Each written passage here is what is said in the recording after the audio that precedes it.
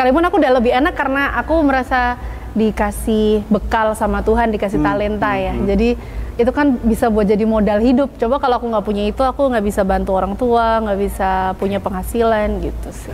Kalau next disuruh bikin lagu Rindu Jebres gitu ya. Rindu Jebres, oke, siap, sudah ketemu.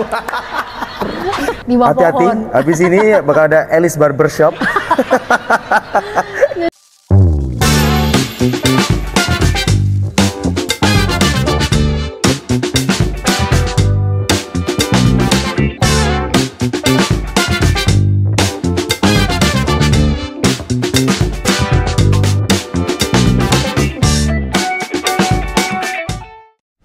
Ya, senang banget balik lagi, dan kali ini podcastnya Meta Solo FM barengan Dewa Maesa, dan pastinya pada kesempatan kali ini kita ada di Nyambung Gak Sih?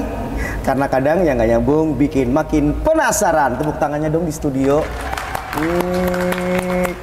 Terima kasih untuk studio spesial istimewa ini, karena kita venue-nya itu benar-benar didukung oleh House of Danar Hadi. Terus kemudian wardrobe kemeja batik yang saya pakai ini, yang istimewa ini adalah dari batik Danar Hadi, yang tentu saja juga dikenakan oleh narsum kita, Elizabeth Sudira. Dan yang jelas kita akan ngomongin tentang, kali ini ya judulnya adalah Semua Kisah Kita, Kota Solo dan Rindu. Nyambung gak sih antara rindu dan Solo, ataukah Solo dan rindu? Karena pada kali ini kita ketemu sama langsung orang pasti tahu, atau mungkin yang belum tahu kita kasih tahu lagu Rindu Solo dan the woman behind the song. Karena lucu juga sih ketika lagu itu sudah sampai mancanegara, ternyata baru tahu kalau ya, Elis ini yang nyiptain dan juga yang nyanyinya. Bahkan Elis pernah bilang nih sama saya bahwa lagunya lebih terkenal daripada saya. Oke, gitu Elis. Oke, apa kabar Elis? Kabar baik Mas Dewa. Ya ampun, ini kesekian kalinya kita ketemu, dan kalau ngomongin seorang Elis, bagi saya kalau partner MC. Kalau nyanyi belum ya? Akan sih ya. Okay. Album kita udah digodok, ya, dipancing. Ya, bukan di dapur rekaman ya, justru di dapur yang sebenar. Gitu. Dan sedikit profil seorang Elizabeth Sudira. Penyanyi iya, penulis lagu iya, atau pencipta lagu, Master of Ceremony, multi talenta, kemudian penyiar radio juga pernah. Oh. Penyanyi rohani aktif dari kecil. Ya. Oke. Nah ini Putri Solo 2 pada 2010, Duta Bahasa Jawa Tengah juara nasional 2011. Nah ini seru nih Lis, MC tuh? Presiden. Waduh. Karena sering menjadi pembawa acara kalau beliau Bapak Presiden waktu itu hadir di Solo. Dan sekitarnya. Dan sekitarnya, oke. Alumnus Hubungan Masyarakat UNS, kemudian ini dia, menciptakan lagu yang populer membawa nama Solo, dan sebagai pengobat rindu masyarakat Solo yang bekerja dimanapun di luar Solo, bahkan di luar negeri, yaitu Rindu Solo di tahun 2019, 2018, Semerdu Lokananta 2020. Ini kayak cerdas cermat. 2020, betul ya. Ini masih mau tes memori Anda nih. Ya, ini tes memori. Rilis single terbaru. Nah ini Semua Kisah Kita di Solo bulan Februari kemarin 2025. Betul. Wah, nah ini sebagai bentuk penghormatan, nostalgia terhadap kota kelahiran seorang Elizabeth Sudira. Dan sempat menyuarakan soundtrack film Merindu Cahaya The Amstel. Iya. Dan sering tampil dalam acara Budaya Solo International Performing Arts, hingga menjadi ikon promosi musik lokal dan budaya Jawa modern. Tidak ada yang disangkal, semuanya oke? Oke ya, setuju ya, sepakat ya. Kalau disuruh milih Elizabeth Sudira, memilih salah satu sudut kota Solo untuk dijadiin lagu, bakal pilih daerah mana? Waduh, udah tercapai. Jadi salah satu yang sangat ikonik di Solo itu kan Jalan Slamet Riyadi. Oke, itu jalan nih. Kalau alamat, mungkin kecamatan atau kelurahan. Mungkin bisa jadi kebayangan-bayangan saya itu kalau next disuruh bikin lagu Rindu Jebres gitu ya. Rindu Jebres, oke, siap, sudah ketemu. Rindu Jebres, tunggu segera rilis lagunya dan duet bersama saya.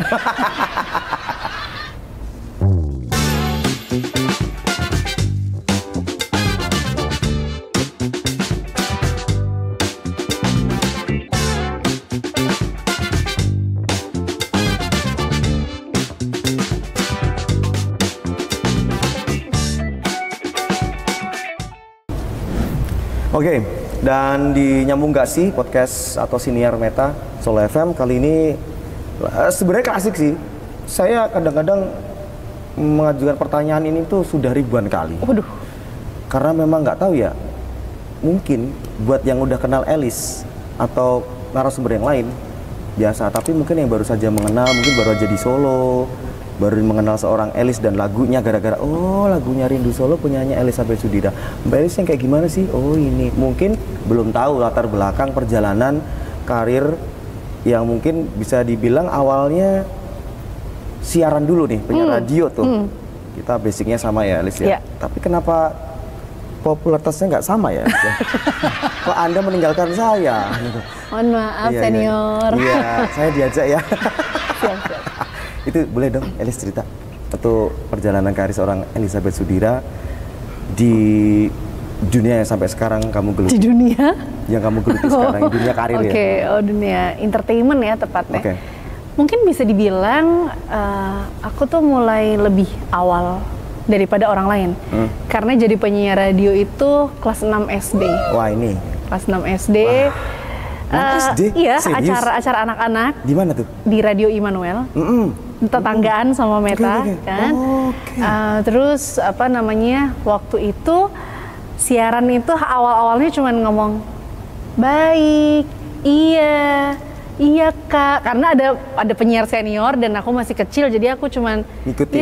Ya kalau orang Jawa bilang untul bawang apa ya, bener kan? Ngegongi aja ya, ngegongnya bener aja. banget. Jadi lagunya apa, happy ya gitu, jadi hanya sekedar itu aja.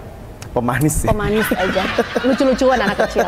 Pupuk bawang. Betul. Nah, terus akhirnya belajar terus dan aku berkarir di radio itu sampai dengan lulus kuliah tuh aku masih siaran sampai 2014. Di Immanuel terus tuh? Iya, di radio yang sama. Tapi dengan programnya berbeda ya? Tentu saja. Iya, enggak yang masih gitu. Nggak mungkin ya. Udah aku udah ganti dari yang anak-anak terus ke remaja, terus mulai news.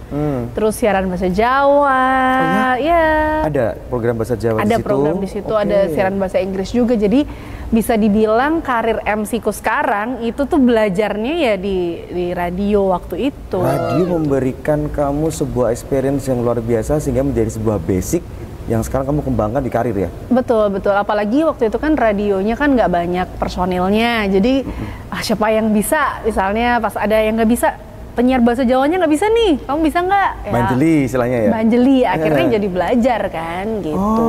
Jadi awal mulanya siaran dulu.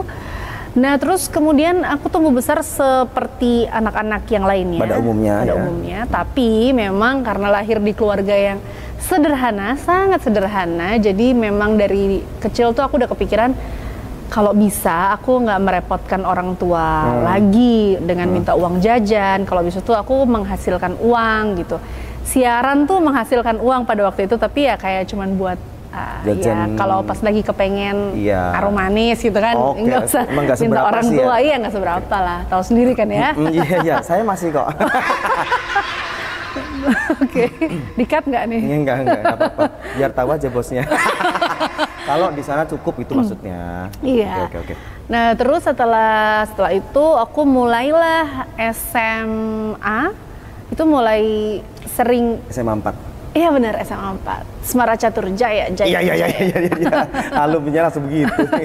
Jadi waktu SMA mulailah jadi di radio itu kan ada seniorku yang penyanyi di restoran-restoran di Radio Immanuel masih itu. Di Immanuel, oke. Waktu itu memang dia kan sering nyanyi di kafe-kafe, di restoran-restoran. Nah, beberapa kali dia kan nggak bisa nyanyi. Terus sebagai anak yang suka nyanyi dan ada waktunya kebetulan kan. Ada waktunya. Yang jauh lebih besar dari siaran ya kan. Ini beda ya. Oke, paham. Kan karena nyanyi ya di restoran. Waktu itu mungkin juga bayarannya kayak nggak seberapa, mungkin cuma 50.000 sekali nyanyi, tapi itu kan waktu masih SMA cukup banget. Istilahnya 4 kali nyanyi udah bisa buat bayar sekolah SMA negeri kan. Iya, dapat pulsa juga ya. Pulsanya full terus nih. Bener, BBM ya kan. Iya. Terus jadi akhirnya aku mulai nyanyi-nyanyi di restoran dan di kafe. Awalnya itu dulu. Berarti sejak SMA dong? Sejak SMA. Jadi kalau aku boleh cerita perjalananku waktu masih sekolah tuh ya SMA, 6:30 aku bawa tas ransel, nungguin bis kota berangkat sekolah. Backsoundnya apa tuh? Nah nanti backsoundnya Rindu Solo itu. Oh belum ya? Sekarang jadi bukan Pagiku Cerahku dong. Tas merahku di pundak belum ada itu. Kebetulan bukan merah. Belum. Oh merah ya. Oke. Jam 6:30 mulai berangkat sekolah. Aku naik bis, rumahku kan di Gading Permai di Solo Baru. Itu tuh bisnya Budi Utomo, aku inget banget. Dan dia tuh lewatnya kayak tergantung mood supirnya. Bentar. Padahal kamu harus setiap hari tuh. Kalau supirnya nggak mood, sekolah gimana dong? Iya akhirnya telat banget. Oh iya, dan telat itu udah biasa? Udah biasa, dan aku sering juga nangis di pinggir jalan kayak kenapa sih sesusah ini? Aku nggak bilang sama Om waktu itu. Tapi kan waktu itu belum ada ojek online. Oh, dan aku Om kan ojek online. Aku belum om juga sih waktu itu ya. Iya mas ya. Masih mas. Jadi aku 6:30 berangkat sekolah, sampai sekolah sampai pukul 2. Terus aku makan di kantin.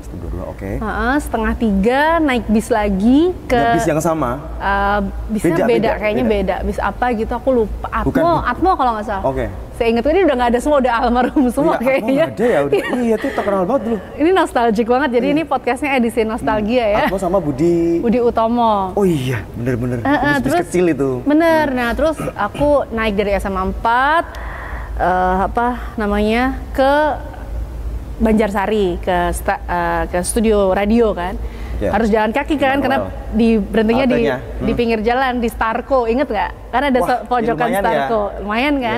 Udah anak sekolah capek dari pagi, mesti jalan, terus aku siaran dari pukul 3 sampai pukul 6. Nanti pukul 6 aku mulai mandi dandan. 6:30 aku dijemput mobil restoran, jemputan nyanyi. Untuk nyanyi di restoran sampai pukul 11, nanti aku sampai rumah 11:30 malam masih bawa ranselku sekolah. Dan itu berlangsung setiap hari selama aku sekolah. Kelas berapa itu? Mulai di kelas berapa? Mulai kelas 1. Kelas 1 SMA sudah seperti itu, seorang Elizabeth Sudira. Jadi memang aku mulai lebih awal dari orang lain dan memang agak lebih berjuang mungkin ya. Sekalipun aku udah lebih enak karena aku merasa dikasih bekal sama Tuhan, dikasih talenta ya. Jadi itu kan bisa buat jadi modal hidup. Coba kalau aku nggak punya itu, aku nggak bisa bantu orang tua, nggak bisa punya penghasilan gitu sih. Ini mungkin yang kenal sama Elis, ada yang mungkin banyak yang mungkin belum tahu ya tentang perjalanan awal. Nggak yang tiba-tiba jadi terkenal dengan lagunya, terus kemudian MC di mana-mana. Ternyata proses dari nol tuh kamu ngalamin banget ya. Dan aku berterima kasih Mas untuk proses itu.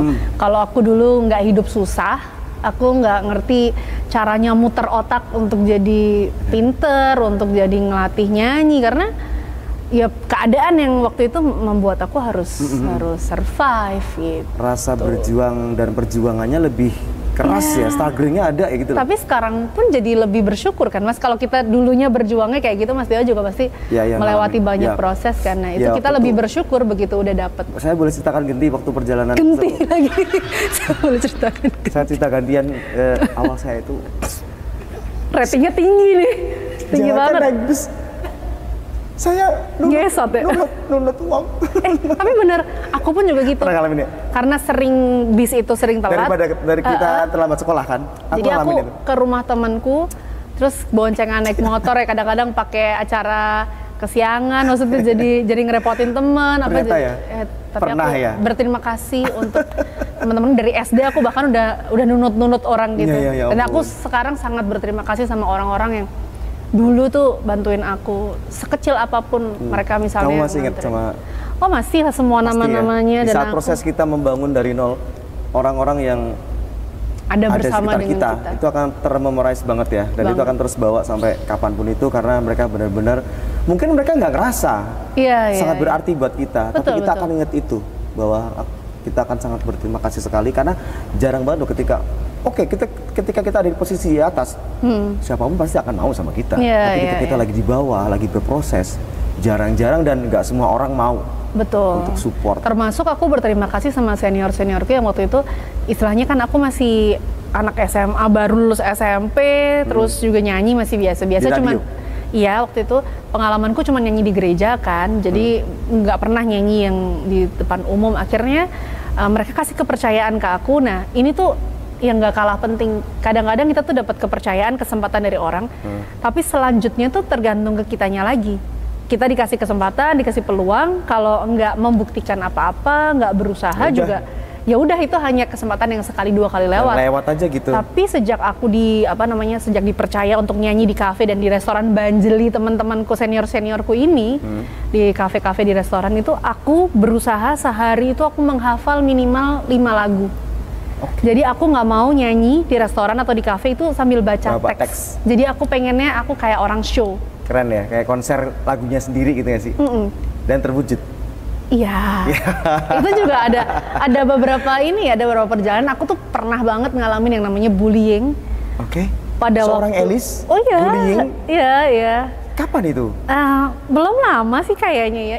Gak mungkin dong, masa iya? Iya, jadi karena memang tadi mungkin seperti Mas Dewa bilang, nggak banyak orang yang tahu backgroundku. Kesannya kan, tapi orang yang dilihat tuh kayak, Elis tuh kok nggak mau sih kumpul-kumpul sama teman, kok nggak mau sih, gini sombong banget sih. Masih ingat gak obrolan kita waktu kita di radio itu? Mas Dewa, kenapa ya banyak orang tuh, aku tuh kesannya sombong, angkuh, masih ingat dan kamu ngerasain itu ya? Iya, karena mungkin nggak tahu cerita yang tadi. Aku bukan nggak mau main, aku bukan nggak suka kumpul-kumpul, karena memang aku kerja. Pada waktu itu kalau ada waktu istirahat tuh pengennya tuh tidur di rumah gitu loh Mas. Nah jadi akhirnya pada saat itu bullying yang aku terima tuh kebanyakan seperti ini. Tapi aku menganggapnya sebagai sebuah doa. Banyak banget yang ngatain aku, dasar so artis gitu. Itu. Kalau dulu tuh Elis tuh si so artis gitu. Kalau dulu Elis sombong, angkuh, nggak mau ngumpul-ngumpul gitu dulu. Sekarang ada lagi gitu. Apa so tuh? Artis tadi. Iya di masa-masa yang sama. Jadi sebelum terjadi ini semua, jadi itu aku anggap jadi doa dong Mas. Kan dia mendoakan aku. Iya, untuk jadi artis ya. Kan. Ku amini aja dong. Positif banget ya kamu ya. Iya, karena udah nggak ada. Ada yang mau bully saya. Amini, ayo. Sok kaya gitu. Oh iya. Sok kaya, sok terkenal, sok milioner. Ayo tolong netizen, ayo bully. Oh gitu ya. Itu jadi perjalanannya memang diawali dari itu. Akhirnya aku nyanyi dari restoran ke restoran, 4 jam berdiri pakai high heels, nyanyi. Aku nggak nyangka loh. Yang aku tahu, aku ini bener-bener aku nggak nyangka. Aku tahu perjalanan Elis waktu nyanyi ke kafe-kafe. Dalam benakku sampai sekarang, sebelum kamu ini ngejelasin, itu tuh aku pikir kamu sudah lulus SMA, bener-bener kayak udah settle gitu ya? Iya, kayak memang kuliah ya, udah minimal udah kuliah, terus ya udah sambil nyanyi. Ternyata masih SMA kelas 1 sudah nyanyi. Tahun berapa tuh masih ingat nggak? 2000 berapa ya? Masih 2006-an kali ya, 2006. Udah BBM ya? Iya kali ya. 2006 belum? Belum ya? Nggak ngerti 2006, sih. Pokoknya aku tuh juga selalu terlambat punya segalanya. Ya karena aku tuh masih inget banget ya Mas, karena papaku tuh dulunya musisi. Terus papaku kemudian menyerahkan diri menjadi rohaniawan, menjadi musisi gereja, pelayanan. Jadi ya nggak ada gaji tetap kan. Kita hidup berdasarkan pemberian Tuhan dan juga kasih dari jemaat atau dari orang lain gitu kan, yang tergerak untuk memberkati gitu kan. Jadi dan aku ngerasa itu yang memotivasi aku juga bahwa aku harus kerja gitu loh, nggak bisa gini. Aku masih kepengen kuliah dan aku tuh bisa dibilang cucu pertama di keluargaku yang kuliah dari pihak mama. Satu-satunya. Sebelumnya tuh kayak pasti udah selesai sekolah sebisanya gitu. Kerja gitu ya. Bersyukurnya sekarang saudara sepupu-sepupu, ponakan-ponakanku udah pada kuliah juga, tapi pada waktu itu aku kayak pengen ini juga gitu loh. Ada breakthrough lah, harus terobosan. Ada terobosan terus dan terwujud. Iya, puji Tuhan bisa kuliah kan akhirnya di UNS juga. Jadi aku inget banget masa-masa SMA itu kalau mau ujian ya, aku tuh mesti ngantri di kantor TU dari pukul 6 pagi. Oh iya? Untuk bawa kartu ujian sementara, karena aku belum bayar sekolah. Gitu ya? Itu terjadi sering banget. Masih teringat sampai sekarang ya? Masih teringat sampai sekarang. Jadi itu yang juga memotivasi aku untuk ya mesti sama orang tua mesti hormat, mesti berbakti tahu balas budi, mesti kerja keras. Ya, gitu. ya. Karena kayak di posisi itu tuh sekalipun aku menerima, tapi itu kan rasanya nggak enak ya mas. Mesti berdiri berjam-jam dari jam 6 nungguin dicap. Iya. Kalau malunya sih enggak ya, aku bukan tipikal orang yang minderan atau malu sih, kayak lebih ya emang keadaannya begini. Lebih ke ya udahlah. Iya, ya nerimo sih sebenarnya kalau bisa dibilang. Ternyata ya di balik sosok perempuan dengan dulu pernah dibully soal artis, sombong lah. Di balik itu tuh sebenarnya aku kan menjalani kehidupan yang nggak mudah. Jadi buat teman-teman yang kayak sering menjudge seseorang, menghakimi seseorang tuh, kalian tuh nggak tahu loh apa yang sedang dia hadapi dan sedang dia lewati. Apa yang pernah dialami tuh kalian nggak pernah tahu. Oke. Gitu sih. Itu pelajaran yang berarti bahwa semua orang punya prosesnya masing-masing. Semua punya visi misi masing-masing. Semua juga punya perjalanan yang lika-likunya juga beda-beda gitu ya. Entah Dewa, entah Elis, kameramen 1, kameramen 2, ya kan, scriptwriter, sales. Kok sales sih? Bahkan kipas angin ini pun juga punya perjuangan. Kipas angin bisa berdiri sendiri, tadi nggak bosan itu ada cerita sendiri. Terus ada yang staff yang di belakang main handphone terus, itu juga ada punya cerita sendiri gitu. Jadi Oke, selanjutnya ini lagu Rindu Solo yang fenomenal. Sampai sekarang masih menjadi sebuah nada di setiap postingan, di story, di reels, di all social media ketika bikin video. Dan intinya kangen sama Solo, dan intinya kamu berada jauh dari kota Solo. Kemarin sempat tanya sih, tapi buat yang belum tahu, aku bakal tanya lagi ke Elis. Rindu Solo itu diciptakan dalam waktu yang cukup singkat, ya. Nanti aku udah tahu ceritanya, tapi kalau Elis harus cerita lagi nih sama teman-teman Metafams nih, cerita tentang prosesnya, kemudian sampai pembuatan musik videonya yang dilakukan di Singapura. Wow, yuk. Rindu Solo, awalnya. Awal mulanya. Gak bosan ya ceritain terus, gak apa-apa ya? Gak apa-apa ya, atau mau diputerin podcast yang lain? Jadi awal mulanya adalah aku dapat kesempatan nyanyi di Solo City Jazz setelah berkali-kali bertahun-tahun jadi MC, benar nggak kan? Solo City Jazz kan pasti MC-nya ya kita-kita aja gitu kan, keliling kita-kita mulu. Saya nggak kebagian. Kurang jazz mungkin ya? Oh, kurang jazz. Ya, mungkin dengan suara ini bisa masuk. Biasanya dangdut. Oke. Jadi di Solo City Jazz itu karena Mbak Weni sama Mas Dion tahu aku penyanyi, terus jadi kayak kasih kesempatan nyanyi mau nggak? Jadi salah satu line up, jadi salah satu pengisinya di situ. Oke, aku ajak teman-temanku The Rangers Band. Lama banget ya. Kan mas-masku banget. Senior-senior musisi lah. Terus kita dulu kan masih ngeband bareng di kafe-kafe gitu kan. Terus kayak, yaudah yuk nih ada Solo City Jazz, nyanyi yuk gitu. Nah pas nyiapin lagu, kan ada repertoar yang harus kita susun dan kita kirim ke panitia. Ternyata kita masih kurang 1 lagu waktu itu.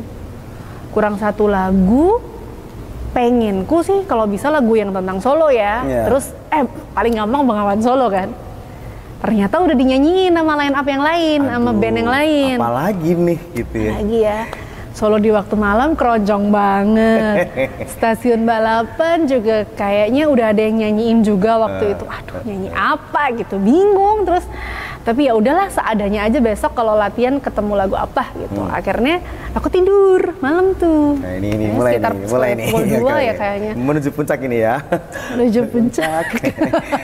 Nah, terus habis itu aku tidurku tuh bareng sama mama papa kan, Mas. Di kasur bareng gitu. Terus aku ngeliat punggung mamaku sama papaku kan lagi tidur gitu. Emang kebiasaannya kalau bobo lihat punggungnya? Enggak? Ya tergantung posisinya sih. Kalau sekarang lihat punggung suami ya? Oh iya betul sekali. Oh kalau sekarang nggak lihat punggung suami dong. Kan suaminya madep aku. Terus gimana nih? Ngomongin yang mana dulu nih? Oke. Tadi tidur sama mama kan? papa. Nah, pada waktu itu, waktu yang bersamaan, aku tuh udah mulai sering MC di luar kota. Kayak contohnya waktu itu aku keliling 13 kota, roadshow sama Backcraft, keliling Indonesia. 13 titik. Terus mulai 2014, aku kan mulai jadi MC untuk Accor Indonesia, Malaysia, Singapura. Dia operator hotel kayak Novotel, Mercure, dan lain-lain. Itu kan under Accor. Nah, aku jadi MC-nya mereka di Indonesia, aku Malaysia, masih postinganmu Singapura. tuh waktu di Malaysia, Singapura. Iya benar. Iya. Asia Tenggara. Betul. Jadi kayak sering pergi dari rumah, tapi nggak dalam waktu yang lama ngekos atau apa tuh nggak, tapi bisa seminggu pergi gitu. Dan ini mungkin relate sama semua orang-orang yang pernah tinggal di Solo atau orang yang di Solo ya. Kita tuh ngerasa bahwa Solo tuh kota paling enak buat tinggal, bener nggak? Ketika di Jakarta tuh ya, bahkan aku naik ojek lewat jalan layang aja tuh ada rasa takut kayak kalau aku hilang di sini gimana ya, nggak ada yang nolongin. Sedangkan Sama, kita, aku juga gitu di Jakarta di mana tuh kayak, aduh aku takut diculik, takut dicolek gitu loh. Bahaya tau nggak? lebih Nggak kayak dibegal sih kalau mau. takut, aku harus menjaga kehormatanku gitu. Oh iya, Terus udah kesucianmu juga. Tapi ya. karena memang aku melihat di Solo selalu aman. Iya kan kita jalan-jalan bahkan di Banjarsari yang gelap kayak gitu jam 11 malam kan selalu juga ada secure ya. Iya, kita ngerasa secure aja gitu. Ya misalkan apa dodok omahe sopo we. Aman gitu. Iya kan? Bahasa dodok. Oh, godok. Dan selalu ada orang jualan, selalu ada. Terus kita di Jakarta atau di kota-kota yang besar tuh aku ngerasa kayak nggak ada tempat seenak rumah gitu. Makanya pas aku ngelihat punggung papa mamaku, aku masih tinggal sama papa mamaku yang sehat, tinggal di lingkungan rumah yang kalau malam kan Solo udah sepi ya, udah nyaman gitu. Terus kata-kata yang keluar adalah, ini tempat terbaik yang pernah kusinggahi. Dan setelah itu, lirik berikutnya langsung mengalir gitu aja, senadanya. Dan sampai hari ini aku tidak pernah punya tulisan liriknya si Rindu Solo itu yang memori banget berarti di sini. Jadi itu benar-benar langsung, ini tempat terbaik yang pernah aku singgahi, hawanya mengingatkan aku pada kebahagiaan, terus yang aku kasihi berada di kota ini. Itu kan orang tuaku. Apa mama? Jadi itu tuh udah ngalir dan itu aku langsung voice note karena aku takut keburu lupa kan mas. Itu sambil ngelus-ngelus punggungnya mama, enggak ya? Kebetulan nggak ngelus sih, handphonenya nggak bisa dipegang. Satu mencet. Tapi dia waktu itu sudah terlelap. Udah tidur, udah nyenyak, jadi nggak terlalu denger juga. Terus aku nyanyi, aku kirim voice note-nya ke Andre yang sekarang menjadi suamiku. Waktu itu belum nikah. Waktu itu kita partner. Kenapa aku kirim ke Andre? Karena Andre waktu itu adalah fotografer yang membantu bandku The Rangers untuk bikin pamfletnya untuk di acara Solo City Jazz. Aku janjian, Andre besok kita ketemu di studio musik untuk membicarakan pernikahan kita. Belum. Untuk jauh, masih jauh. Jauh ya. Aku bilang untuk foto yang mau dipasang di pamflet. Terus abis janjian gitu kan, aku kirim voice note-nya sekalian karena dia juga musisi kan. Aku bilang, Dre aku punya lagu kayak gini bagus nggak? Karena itu momen pertama kalinya aku bener-bener yang secara serius aku bikin lagu. Biasanya aku kayak cuman nyatot lirik. Rekaman audio, voice note. Udah ada itu tahun berapa sih? 2018. Oh udah WA ya? Udah WA. Aku kirim WA waktu itu. Dia juga kayaknya nggak langsung bales apa gimana, aku juga mungkin udah malam juga waktu itu udah pukul 2 pagi. Iya udah terlelap ya. Terus akhirnya besoknya kita ketemu di studio kan. Ngebahas lah itu. Nah, aku nggak ngebahas lagunya. Oh belum. Tapi aku udah ngebahas sama bandku. Nanti coba bawain ini ya, bisa dibawain nggak? Aku bilang gitu.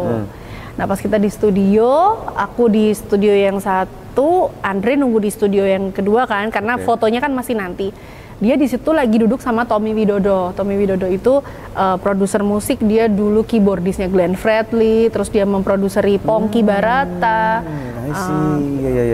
Album artis-artis itu dia mengerjakan banyak lah. Nah, mereka kan saling kenal nih, Tommy sama Andre. Dengerin dari studio yang satu kan kedengeran kita lagi latihan. Ternyata mereka berdua pada malam harinya mereka itu lagi workshop bertiga sama salah satu penulis lagu juga.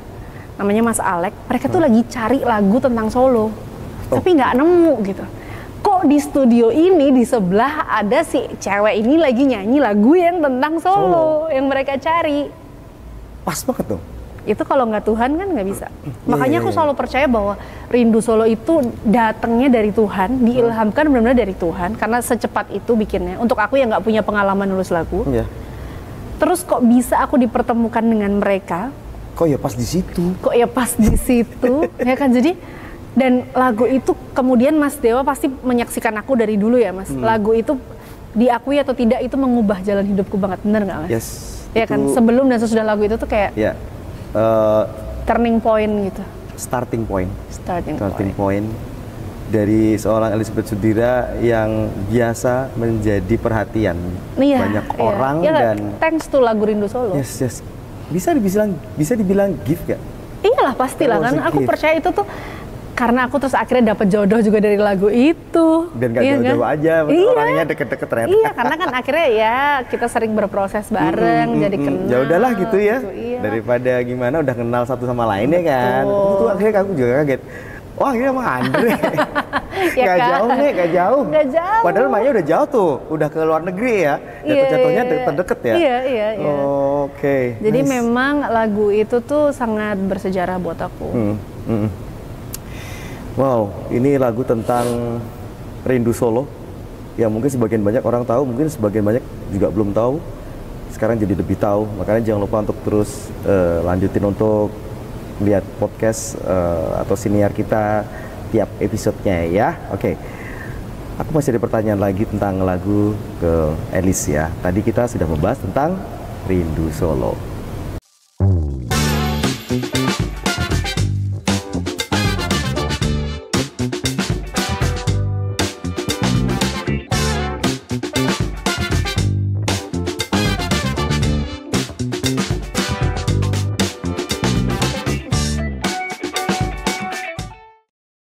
Nah, gimana? Kalau cerita tentang Rindu Solo sih saya udah dengar berkali-kali ya. Dari Elis, kemudian memang juga dari beberapa media yang ngeliput pada waktu Iya. itu bener banget. Kalau Elis bilang lagu itu mengubah perjalanan Elis seolah-olah melontarkan dia ke level yang lebih tinggi ini, luar biasa. Dengan ya berkah dari Tuhan juga. Terus akhirnya menjadi orang di luar sana jadi lebih tahu, banyak media yang ngeliput tentang perjalanan seorang Elizabeth Sudira, cerita tentang lagunya yang cukup unik. Kok bisa orang nggak pernah nulis lagu, nyanyi sih iya, tapi kalau nulis lagu punya pengalaman. Aktif dengan alat musik pun juga Enggak belum terlalu. dan udah nggak terlalu, tiba-tiba masuk tuh lagu kayak gitu. Keren. Nah, ini kita ngomongin lagu yang berikutnya tentang semua kisah kita di Solo. Yang ini akhirnya bikin orang nostalgia dengan banyak sudut-sudut kota Solo. Iya. Istilah-istilah ya. Istilah-istilahnya yang mungkin orang Solo sangat familiar sama lirik di situ. Semua kisah kita di Solo. Oke. Ditulis oleh Elizabeth Sudira. Kapan itu? Sebenarnya itu ditulis tahun lalu, bulan Agustus kalau nggak salah. Agustus 2024. Terus aku kayak kirim voice note ke tiga musik tuh akhirnya ada aku, Andre dan Tommy. Jadi Oh, tambah ya? akhirnya kita ini sekarang udah jadi satu label kan. Terus jadi kita tuh punya kebiasaan kasih bank lagu. Jadi masukin bank lagu, aku ada dapat lagu ini nih. Karena sejak Rindu Solo pada akhirnya aku jadi kayak terasah nulis lagunya. Ternyata aku punya bakat, ternyata aku punya gift untuk nulis lagu ya Harus gitu. kamu lanjutkan. Yang dulunya aku nggak pikiran sama sekali Mas, kayak enggak lah nyanyi aja. Bahkan aku udah pada masa itu tuh aku udah pada titik aku pengen berhenti nyanyi aja, pengen nge-MC aja. Sempet karena waktunya ya. Oke. Maksudnya kalau aku disuruh milih, kayaknya aku milihnya nge-MC aja deh, karena aku merasa suara aku biasa-biasa aja untuk nyanyi. Oh masa? Serius. Kalau ini beneran merendah. Ini beneran merendah. Makanya aku nggak pernah ikut lomba nyanyi apapun. Belum pernah? Sama sekali? Pernah sekali waktu aku masih SMP dan itu juga didaftarin mamaku, dipaksa. Oh iya. Belum bener-bener kayak kepengen aku sendiri. Iya, aku nggak mau. Karena aku tuh tipikal orang yang kalau aku udah kalah, itu ngerasanya sedih banget. Ya udahlah, bukan jalanku gitu ya. Iya, jadi aku sekalinya kalah, Iya kayak, oh berarti aku emang nggak bisa nyanyi Langsung gitu. gitu Jadi ya? aku lebih baik tidak usah ikut begituan gitu kan. Ada orang yang memang mental kompetitif gitu ya. Ada Dia bisa, yang dia bisa ikut ambis lomba. banget gitu. Dia kalah pun nggak apa-apa, dia besok ikut lagi gitu Iya, kan. iya, iya, iya. Tapi kalau aku nggak bisa kayak kena mental gitu loh. Berarti gitu tadi ya, aku Aris? gini ya, Capricorn kan memang Oke, mainnya overthinking. zodiak ya kita sekarang ya. Yoi. Oke. Nah, terus habis itu nulis-nulis lagu terus kan, terus aku kepikiran, Rindu Solo ini lumayan nih umurnya udah 6 tahun kan. Pengen bikin lagu yang tentang kangen sama Solo, tentang suasana Solo, tapi lebih ceria gitu. Nah, akhirnya ya itu terinspirasi dari apa yang aku lewatin setiap hari aja, Slamet Riyadi. Terus kalau ketemu temen dari Jakarta, misalnya dia ke Solo, 5 hari dia di Solo, 5 hari juga dia akan minum es teh kampul. Karena Oke. bahkan di Semarang pun tuh orang nggak ngerti es teh kampul gitu. Esensinya es teh kampul tuh sampai ada yang temanku jelasin, Pak, jadi itu es teh dikasih jeruk. Ada yang yaudah jeruk dimasukin plung gitu. Ada yang jeruk diperes, ada yang jeruknya jeruk nipis, ada yang jeruknya jeruk sambal. Jadi kayak Macem-macem lah. itu tuh nggak sama, bukan es teh kampul yang otentik Solo gitu. Jadi oh ternyata es teh kampul tuh lumayan ikonik, dan yang lumayan menantang buat aku adalah bagaimana kita memasukkan sebuah kata yang nggak lazim untuk sebuah lagu romantis, tapi dimasukkan dan itu tidak terdengar aneh. Seperti halnya Rindu Solo. Itu kan ada kata kota Solo. Tapi orang yang dengerin Rindu Solo pasti mereka nggak akan punya kesan kayak, oh ini lagu promosi pariwisata kota Solo, pasti nggak.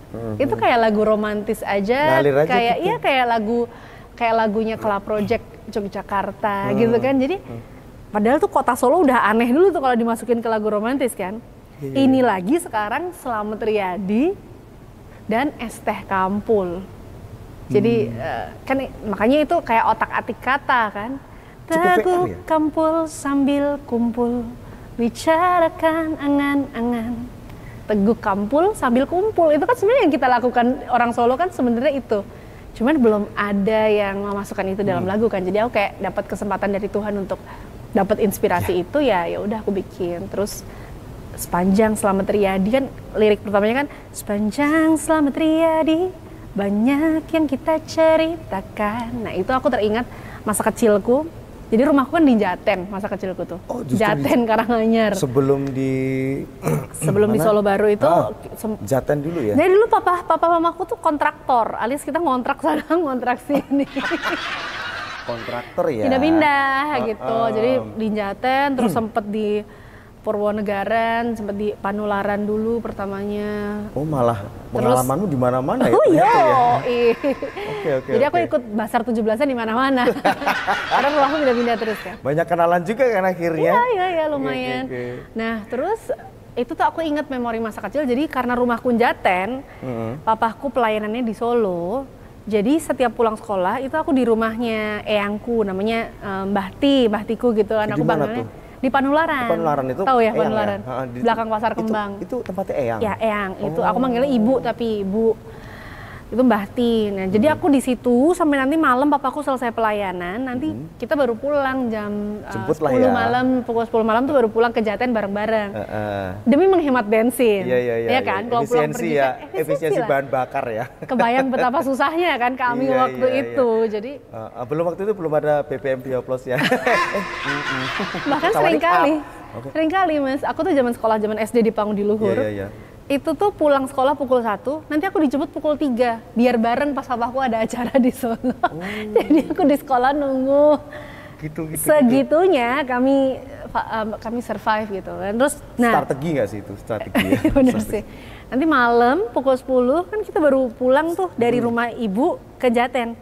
Naik motor CB-nya papahku. Bertiga. Iya bertiga, telon. Oke. Ya istilahnya Sekecil. telon. Nah, di situ tuh kami menceritakan keseharian kami. Tadi papa ngapain, mama ngapain, Elis ngapain di sekolah. Itu tuh kita cerita sepanjang Slamet Riyadi sampai di Jaten. Jadi itu tuh memori-memori kolektif, dan aku yakin gak cuma aku yang punya cerita di Slamet Riyadi. Teman-teman juga mungkin ada yang pernah putus di Slamet Riyadi, ditembak di Slamet Riyadi, pernah jatuh di rel yang bengkong itu. Oh, pernah. Keplere. Habisnya itu mau hujan apa enggak tetap licin sih. Tetap dituntun ya Apalagi motornya. bahaya ya, kita sekaligus kasih pesan ya, langsung kasih pesan ke netizen, ke Metafarm, kalau lewat situ pastiin rodanya itu jangan gundul ya, agak tebel dikit ya, jangan pakai ban cacing. Dan harus miring katanya. Kalau nyebrang yang jalan itu katanya mesti miring. Oh, iya kah? Iya, itu rahasia, orang Solo semua tahu. Kamu berarti orang mana? Enggak, masalahnya aku pas kalau lewat situ aku turun, aku loncat gitu. Motornya diangkat. Takut gara-gara pernah kan di situ pernah ke Pelere itu kan di rel bengkong. Sama di ini loh, sekarang udah ada flyover. Oh iya, Purwosari. Itu kan rel bengkong. Itu kan rel bengkong, iya benar-benar. Licin itu sama. Nah, jadi itu tuh kayak banyak kisah-kisah di situ kan. Dikumpulin jadi satu. Makanya gitu. Judulnya pun semua kisah kita di Solo. Karena ya. Dan itu di dalam lagu itu aku tetap memasukkan lirik-lirik dari Rindu Solo. Misalnya keringat dan air mata. Oh iya. Kalau di Rindu Solo kan keringat dan air mataku. Kalau semua kisah kita di Solo liriknya jadi tiap keringat dan air mata semuanya punya arti. Enak ya suaranya, ya Allah, kayak suara saya dulu waktu muda, waktu masih gadis. Oke, kan? Aduh, bener-bener nih. Gitu, jadi ceritanya memang. Video klipnya kan baru, jadi guys, aku mau punya cerita, jadi aku kan ikut dia punya saluran di Instagram ya. Oh iya. Ketika ada notifikasi itu aku berasa kayak, aku di DM Elis, ternyata saluran. Dia ngomongnya sama banyak orang. Aku tuh, oh iya nih saluran. Di situ dia sering nyapa para penggemar-penggemarnya juga, dan di situ aku tahu prosesnya video klip ini juga kan lewat situ. Elis mencoba untuk melibatkan istilahnya apa, fansmu tuh apa? Loyalis ya, oke. Iya, Loyalisnya ampun, untuk ikut terlibat dalam pembuatan video klipnya, dan udah jadi, dan ketika udah nonton ya kamu pasti udah nonton, silahkan bisa nonton yang belum di channel apa? Elizabeth Sudira di YouTube ya. Terus itu udah bulan kapan tuh rilisnya ya? Maret kayaknya ya, nggak salah ya. Februari pas ulang tahun kan, Kota Solo pokoknya. Iya, 17 Februari. Kita ketemu MC di Cap Gomeh itu kan? Itu iya sekitaran itu kan bener, ya. Bener setelah terus, itu. Kamu ada niatan untuk bikin VC itu ya, video klip itu. Video klip. Silakan nonton kalau yang belum. Ya. Tuh jangan lupa subscribe juga. Kita juga punya YouTube Meta Solo FM, juga jangan lupa di subscribe ya, like dan share ya, dan komen yang baik dan lucu. Nggak boleh hate comment, nggak boleh. Oke. Gitu. Sebuah perjalanan seorang Elizabeth Sudira hingga selisihnya lumayan nih ya, dari Rindu Solo ke semua kisah kita di Solo berapa tahun? 6 tahun, tapi kan selama 6 tahun itu aku juga bikin lagu-lagu yang lain, nggak tentang Solo aja. Jadi tetap bikin lagu, cuman ya kebetulan. Yang tentang Solo ini berjalan 6 tahun ya? Iya, 6 tahun. Oke. Ya mungkin walaupun sampai saat ini ya mungkin baru bener-bener baru lagunya Rindu Solo, sementara kayaknya di rating belum tergeser kan? Karena punya market sendiri-sendiri ya. Maksudnya gini. Anak muda lebih ke anak muda nih kayaknya sih. Iya, dan kalau pengen moodnya pengen ceria ya semua kisah kita. Kalau pengen mengharu biru ya. Itu tujuanmu ya? Iyalah, biar tetap streamingnya tetap dua-duanya ada. Oke, jadi ada pilihan ya. Silahkan memilih pengen bikin mood yang kayak amanah, kayak pengen yang melo-melo, galau-galau, kangen sama yang di Solo, Rindu Solo boleh. Pengen yang, tapi kalau yang di semua kisah kita di Solo kayaknya kayak cerita percintaannya video klipnya itu plot twist, jadi teman-teman harus nonton. Harus nonton. Rada pedih loh itu, ya. Jangan spoiler. Iya. Pokoknya jangan tertipu di awal ya. Endingnya kok gini? Bener banget. Langsung wah. Sampai sekarang masih dimarah-marahin itu pemerannya sama netizen. Ya. Kau tega sekali kau. Sama saya spoiler. Jangan spoiler. Nonton sendiri ya.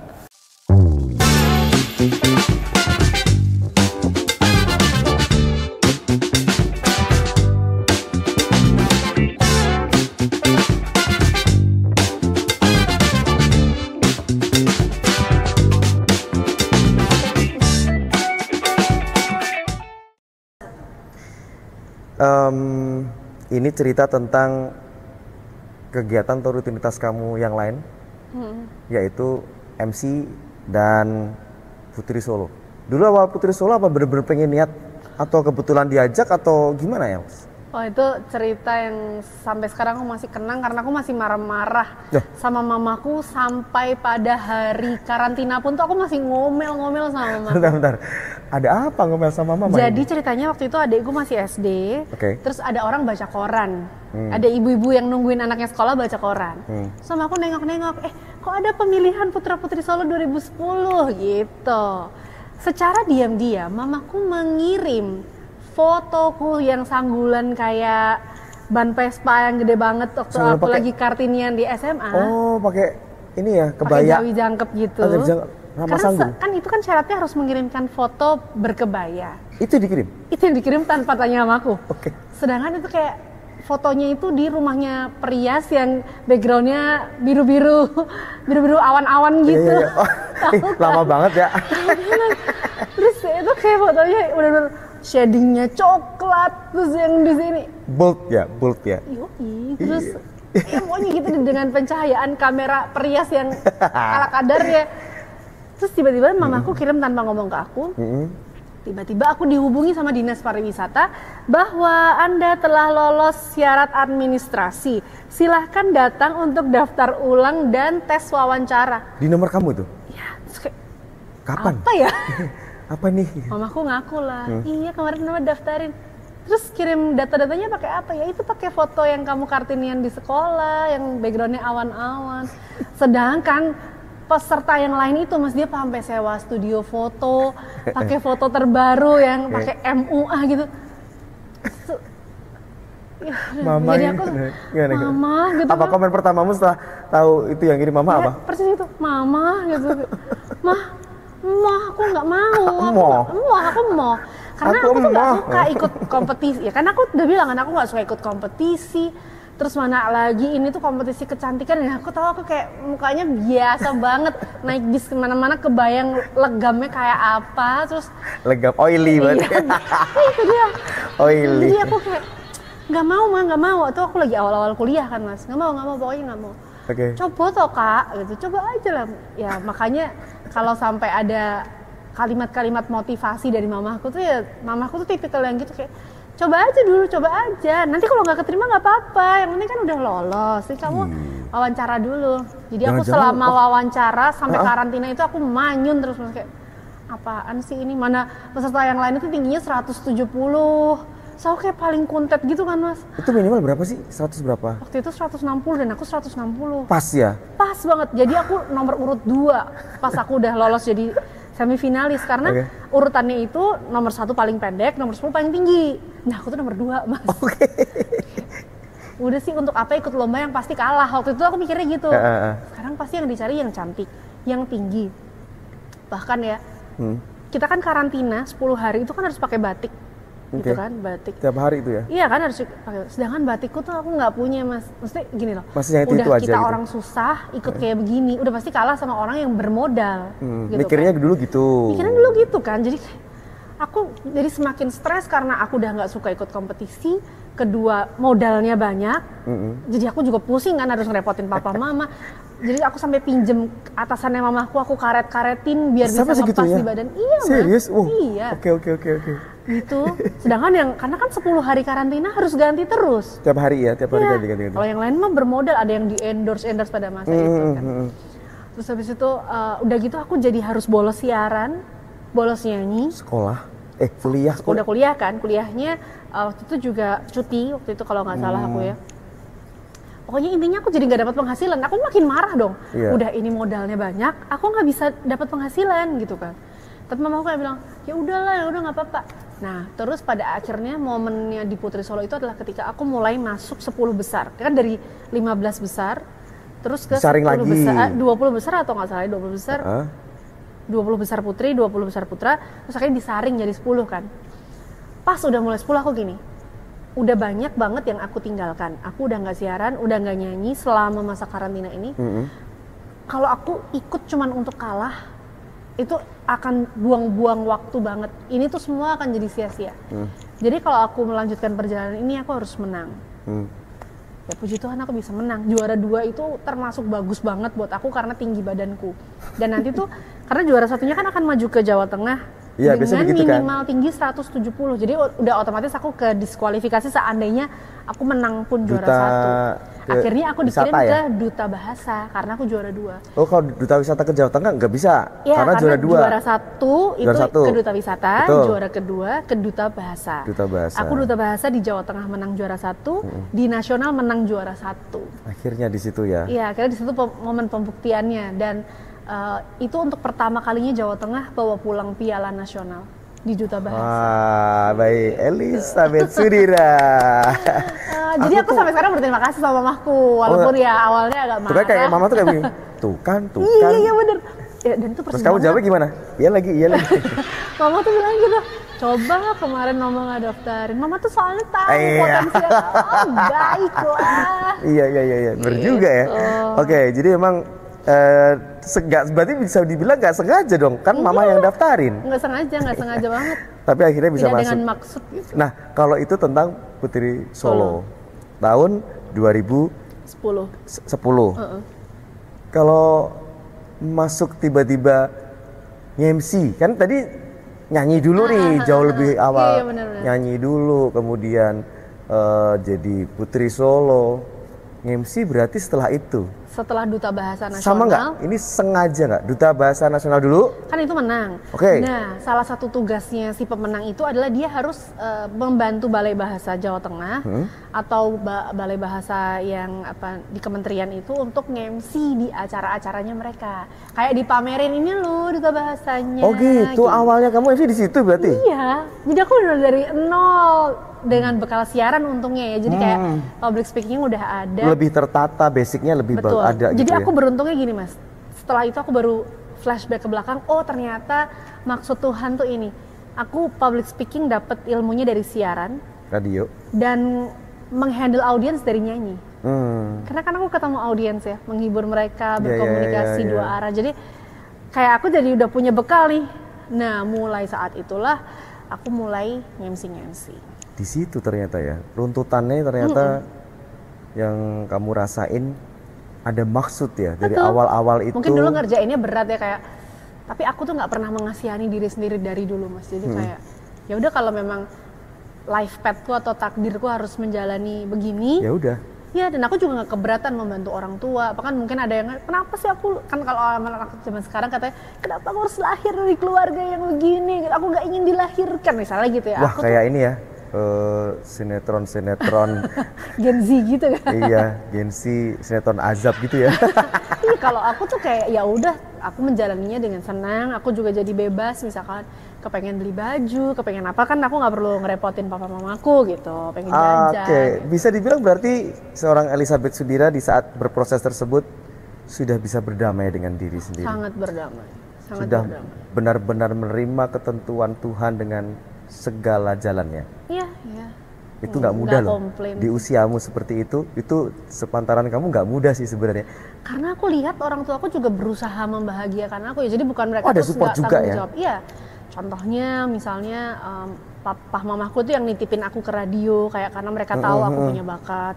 Terus walaupun kami hidup sangat terbatas, aku dan adikku disekolahin di sekolah swasta Katolik ya, yang Pangudi Luhur, Bintang Laut, istilahnya yang terbaik lah, mereka berusaha sebaik-baiknya gitu. Mereka juga terbaik gitu. Iya, pokoknya nggak tinggal diam juga. Jadi mereka tetap berusaha. Ya, dan itulah pentingnya. Dan kita berjuang bareng. Jadi papaku kan pemain musik gereja ya, main keyboard gitu kan. Aku tuh sampai aku udah jadi Putri Solo pun, aku tuh masih bantuin papa mamaku. Jadi aku naik ke lantai 2 bawain keyboardnya papaku, keyboard yang gede sama standnya, mamaku naik ke lantai 2. Iya. Aku masih punya kenangan sama Elis momen waktu itu tuh. Elis dijemput sama papa ya, papa bawa keyboard. Kalau kapan aku lupa. Iya. Kok di situ aku tahu baru, loh kok papa bawa keyboard kenapa ya Elis? Iya mam, papa kan ini gereja musik gereja, iya. Oh, jadi tadi dari gereja yang jemput aku gitu. Mas. Di situ. Jadi emang bondingku sama orang tua tuh memang deket. Jadi aku juga nggak ada menyalahkan orang tua atau merasa kekurangan karena aku penuh dengan kasih sayang mereka ya. Dan aku menjalani itu, aku anggap sebagai ini tuh aku dapat kesempatan dan keberuntungan karena aku diizinkan Tuhan tuh tahu perjuangan, tahu gimana untuk upgrade diri kan nggak semua orang punya kesempatan. Mungkin ada orang punya privilege yang akhirnya nggak bisa tuh babat alas kayak aku gitu kan. Tapi aku dapat, ya aku menganggap itu sebagai sebuah privilege juga. Oke, keren loh. Yang di saat waktu itu teman-teman entertainer sehabis nge-MC, mungkin kalau yang cewek-cewek pulang pada dijemput ayang, dijemput bebek. Elis seringnya dijemput papa, ya kan? Karena papaku selalu marah kalau ada cowok yang datengin aku. Itu dia ternyata Tapi sekarang sebabnya. aku tahu Mas Dewa, papaku begitu supaya aku bisa ketemu sama suamiku yang Oh, soal berbaik sangka atas iya takdir dong. Tuhan ya, luar biasa. Oh iya dong, kan udah di audisi. Oh iya sama iya, papaku iya, kan iya. berarti kan. Jadi Ujung-ujungnya nanti kalau papa nggak bisa jemput, Andre yang jemput nggak apa-apa deh. Iya. Padahal sebenarnya papa tuh pengennya kamu sama Andre. kebetulan mereka sama-sama basis, mereka sama-sama pemain bass. Jangan-jangan ada ini ya, untuk mendapatkan kamu sebagai istri ya Andre, konspirasi ya sama papa ya? Konspirasinya adalah mertuaku atau papanya Andre itu adalah sahabatnya papaku Ini. 37 atau 39 tahun yang lalu. Jadi dulu mereka bersahabat akrab banget kayak Iya. makan berdua setiap Oke, hari. aku jadi inget banget. Ini Elis pernah cerita ini waktu habis nikah. Iya mas, soalnya itu tahu nggak? Mereka tuh bestie antara papaku. Iya. Tapi lama banget gak ketemu, terus pas lagi ngapel awal-awal, bukan ngapel sih, kayak nganterin aku pulang setelah kita syuting-syuting yang Rindu Tapi Solo. akhirnya baru tahu ya, kalau ternyata, loh kamu anaknya. Aku juga kayak, Padahal udah lama kenal kan gitu. kenal banget. Bahkan sekeluarga besarnya tuh kami saling Nah. kenal. Luar gitu lah. biasa. Nah pengalaman jadi MC Bahasa Indonesia pertama di Tinggalan Jumenengan Puro Mangkunegaran di tahun 2025 kemarin tuh ya. Iya, bener. Awal-awal tahun kan sebelum kita MC bareng hari hari-hari Iya, sebelumnya. beberapa hari sebelumnya. Elis ya, kali pertama jadi MC Bahasa Indonesia. Perasaanmu kayak gimana tuh? Jadi aku dihubungin sama tim Mangkunegaran kan, Mbak, ini kayaknya akan ada sejarah yang terpecahkan nih. Apa Mbak? Tinggalan Jumenengan akan ada MC Bahasa Indonesianya, dan untuk pertama kalinya kita mau ajak Mbak Elis sebagai MC Bahasa Indonesia. Belum pernah ada itu sejarah. Belum pernah itu. dalam Iya. sejarah, dalam Dari awal berdirinya Puro Mangkunegaran. Puro Mangkunegaran tuh Tinggalan Jumenengan pasti selalu MC-nya bahasa Jawa. Jawa. Nah ini ada MC Bahasa Indonesianya sekarang. Ya bersyukur karena memang Kanjeng Gusti kebetulan juga masih sangat muda. Tamu-tamunya beliau, kolega-koleganya kan memang banyak yang dari Luar Jawa ya? Jawa, luar Solo, luar negeri juga. Maka dari itu aku sering juga kan MC di Mangkunegaran dengan bahasa Inggris karena memang Banyak. Mangkunegaran sangat terbuka untuk apa ya, Mancanegara ya. mancanegara dan juga untuk semua orang, istilahnya mereka sangat terbuka lah, dengan tangan terbuka menyambut gitu. Jadi itu aku agak deg-degan banget karena syarat akan upacara ya, itu kan sakral. Iya.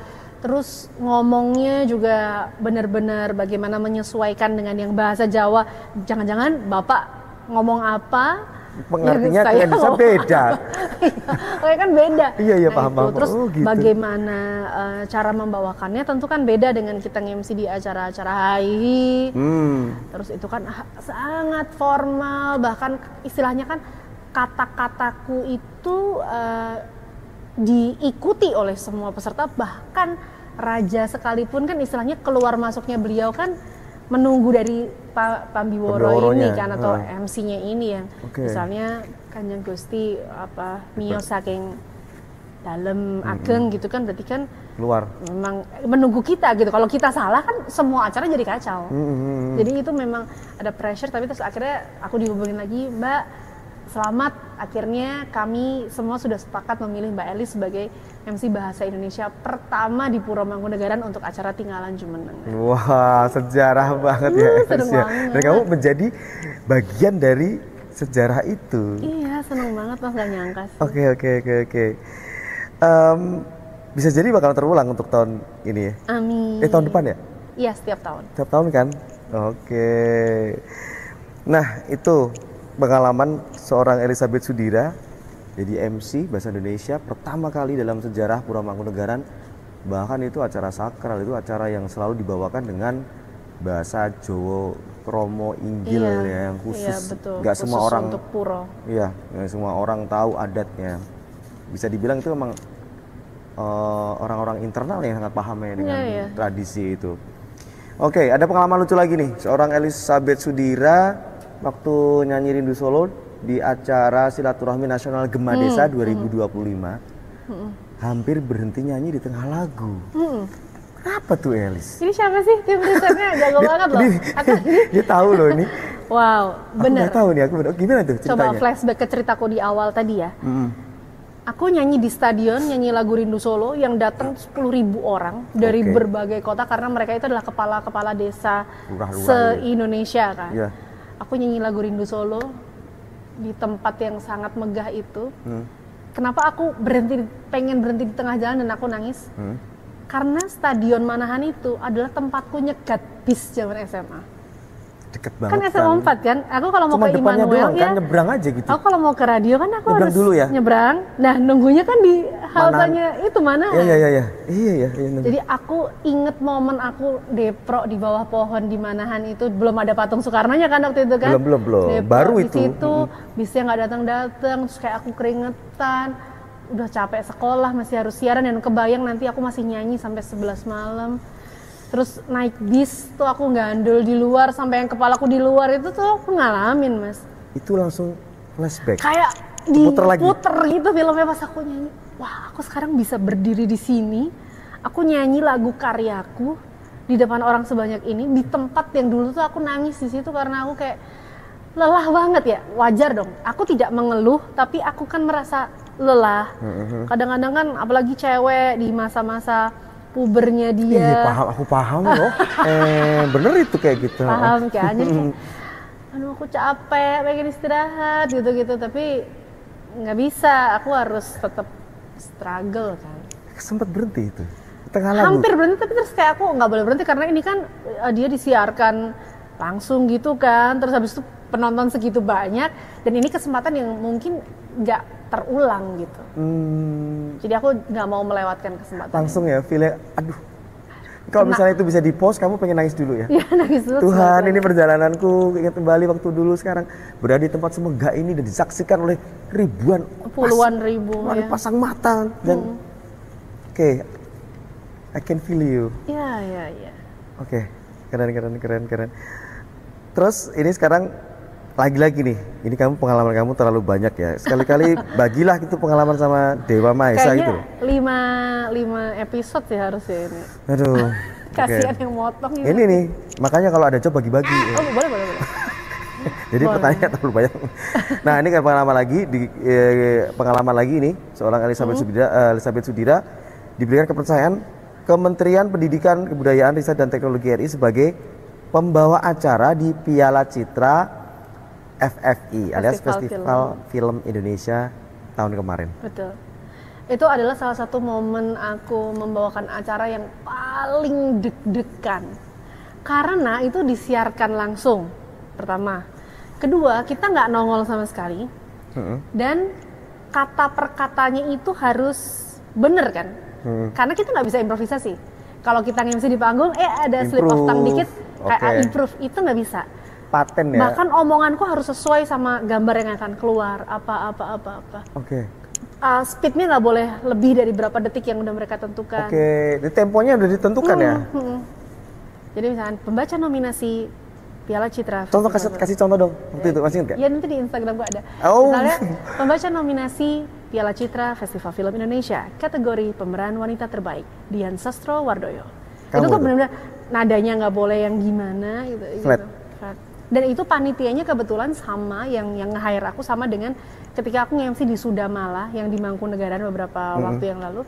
Itu juga gitu mas, aku hanya voice over, aku hanya di FOH pakai lampu center gini doang, hanya suara aja, tapi aku harus menyebutkan sekitar 40 nama penarinya dalam nama-nama mereka yang nama-nama Bali yang susah-susah itu kayak Made siapa, Ketut siapa, Igusti siapa gitu-gitu. Itu tuh kayak banyak banget namanya dan itu benar-benar harus cepat sesuai dengan keluarnya mereka. Seruangan itu tidak ada suara lain selain suara aku, jadi nggak boleh miss itu. Nggak boleh. Miss satu tempo rusak gitu ya. Nggak boleh. Jadi itu tricky banget sih. Itu menarik banget. Itu pengalaman yang aku suka. Oke, ya ampun banyak pengalaman yang habis ini kita akan bikin podcast lagi khusus pengalaman Elizabeth Sudira. Tapi tolong dalam bentuk ini aja ya, voice over ya. Dia rekaman sendiri, cerita sendiri. Nggak usah ditanyain ya. Banyak banget gitu ya.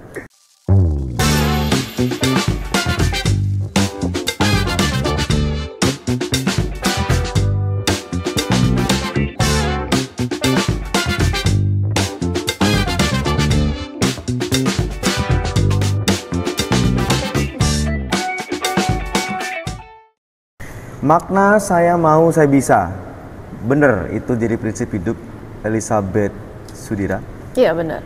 Kayak yang tadi aku cerita, mamahku kan selalu apa-apa tuh pokoknya dicoba dulu. Dari mama itu berarti? Iya, jadi kayak iyain aja dulu, abis itu belajar. Termasuk MC bahasa Inggris, apa-apa tuh awal mulanya juga kayak, ya udah kamu ambil kesempatannya dulu, habis itu kamu belajar, gitu. Jadi kalau aku mau, aku bisa kok, bisa belajar, bisa mempersiapkan diri. Termasuk kayak yang tadi Putri Solo juga kan kayak, kalau kamu mau, kamu bisa, asal kamu memang, karena orang kalau punya kemauan, dia pasti akan berjuang. Beda lah daripada nggak ada mau sama sekali, hanya faktor keterpaksaan. Bener. Sama bener-bener atau bahkan mau. mager kan, kalau zaman sekarang kan ya mungkin mager gitu ya. Iya, kalau orang Jawa kan nggak mau gitu kan. Yo nek ora obah ora mamah gitu. Betul, itu prinsip yang bagus juga. Yang suka obah itu papa. Iya. Aduh. Ini sebuah prinsip dari seorang Elizabeth Sudira. Terus satu momen deh dalam perjalanan ini tadi sudah deh, kalau kita ngomongin soal perjalanan momen yang dibuktikan ya waktu jadi Putri Solo itu tadi ya. Ada lagi nggak satu cerita yang saya mau, saya bisa kalau dalam perjalanan? Itu hampir semua hal yang aku jalani itu hal baru yang mungkin di luar MC, di luar siaran, di luar apa namanya nyanyi, hal baru yang kamu lakukan akhirnya mau bisa. Pandemi dong. Jadi gini, waktu pandemi itu kan aku 1 minggu setelah menikah langsung pandemi, Mas. Iya, itu. Jadi kayak semua pekerjaan di cancel, nggak ada kerjaan sama sekali. Terus kita cuma di rumah doang berdua, nggak boleh pergi kemana-mana. Akhirnya aku bisa masak. Akhirnya aku bisa motong rambut suamiku. Skill baru ya. Karena mamaku itu sekeluarga semuanya tukang potong rambut. Karena kakekku itu tukang cukur di bawah pohon. Hati-hati, habis ini bakal ada Alice Barbershop.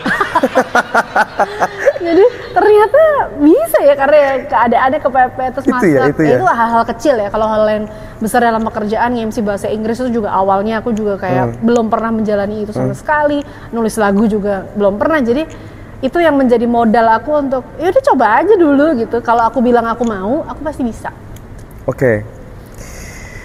Banyak peran dalam perjalanan semakin kesini. Akhirnya sekarang udah jadi ya yang MC masih, kemudian menyanyi, menulis lagu, terus kemudian jadi istri, kemudian Tuhan sekarang berikan amanah seorang anak yang lucu, yang sehat. Iya, puji Tuhan. Banyak aktivitas yang harus kamu bagi dan manage. Sempat ada kesulitan atau ada tip khusus untuk semuanya biar berjalan seimbang? Gimana, Elis? Butuh banget support system ya. Dan aku bersyukur banget karena sekalipun tanpa pengasuh, aku punya 4 orang tua yang sangat kooperatif. Orang tua aku dan mertua. Papa, mertua, mama, mertua. Suamiku juga, kita ada di dunia yang sama, di bidang yang sama. Jadi dia ngerti banget lah, paham dia banget. Ngerti, kita saling bekerja sama. Jadi justru aku tuh bersyukur karena pilihan profesiku ini tuh membuat aku bisa sama anak, punya banyak waktu. Aku bisa main Lego setiap hari sama anakku. Tidak terlalu terjebak dengan rutinitas office hour gitu ya? Iya betul, jadi bisa, pas ini aku mau ambil job, pas ini aku nggak ambil job, nanti aku kasih ke Mas Dewa aja misalnya gitu kan. Saya pegang apa yang baru saja, tolong kameramen disimpan ini nanti. Dipotong khusus ya? Aduh. Pas bagian ini aja. Jadi itu ya? Jadi aku bersyukur sih Mas, termasuk enak yang aku kerjakan hari ini sih. Aku bersyukur suami juga punya PH kan di rumah juga, jadi kantornya juga di area rumah. Bener, kalau kangen bentar ya tinggal tinggal halo sayang, balik lagi kantor gitu. Terus bahkan staff-staffku itu semuanya bisa ngomong anakku. Jadi mereka punya terbantu skill sekali ya. Karena mereka seneng kayak ikutan jadi nonton film, ikutan main di playground. Jadi ya udah aku happy banget dengan support system itu ya.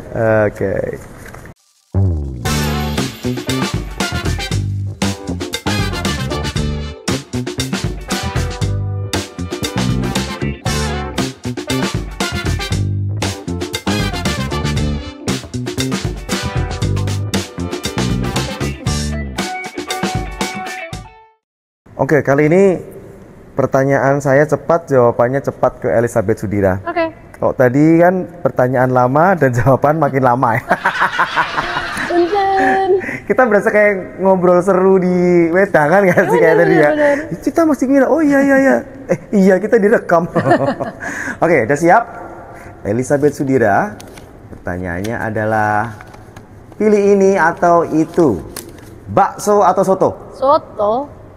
Syuting musik video di kota Solo atau di luar negeri? Luar negeri. Jujur. Oh mungkin karena udah di Solo ya jadi jawabnya luar negeri ya. Oh.